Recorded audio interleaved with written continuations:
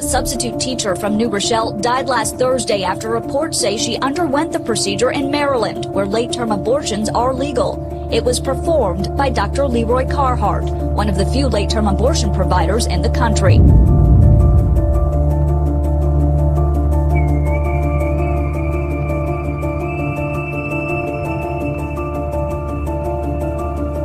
On May 12, 2020, at 3:50 p.m., the Montgomery County Fire and Rescue Service in Maryland received a 911 call.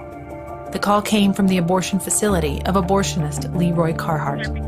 A woman had been badly injured in the course of a late-term abortion. She was examined, given care, and transported to Shady Grove Adventist Hospital. Arriving at the emergency room, the woman was reevaluated and found to be in critical condition. The woman was rushed into the operating room for emergency surgery. She was bleeding heavily from a ruptured uterus, in shock and showing signs of sepsis.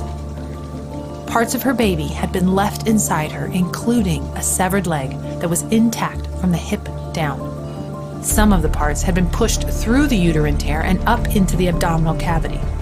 The woman's bowels were so badly damaged that the surgeon had to redirect her large intestine to an external bag.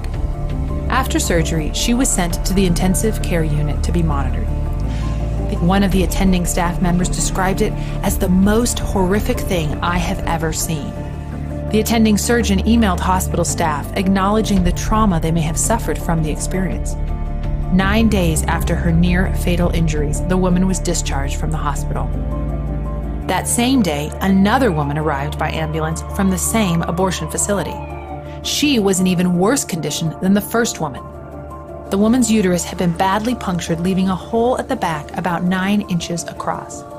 The body of her baby had been shoved through the hole and into her abdominal cavity. The baby was missing an arm and part of its spinal column, but its head was still attached to its body by a small strip of flesh. The woman hemorrhaged so badly that she needed a transfusion of 4 pints of blood to keep her alive. Treatment for her gruesome injuries included an operation that permanently ended her ability to have children. Both women suffered their injuries while undergoing D&E abortions at 25 weeks gestation.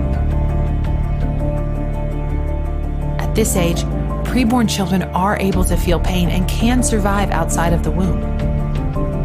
Both abortions were committed at Leroy Carhart's abortion business in Bethesda, Maryland. The baby has no input in this as far as I'm concerned. But it's interesting that you use the word baby, because a lot of abortionists won't use that. They'll use the word fetus because they don't want to acknowledge that there's a life. So I think that it is a baby, and I use it with the patients. And you don't have a problem with killing a baby? I have no problem if it's in the mother's uterus. 22 serious injuries and 1 patient death have been reported at Carhart's 2 abortion facilities in Maryland and Nebraska since 2012.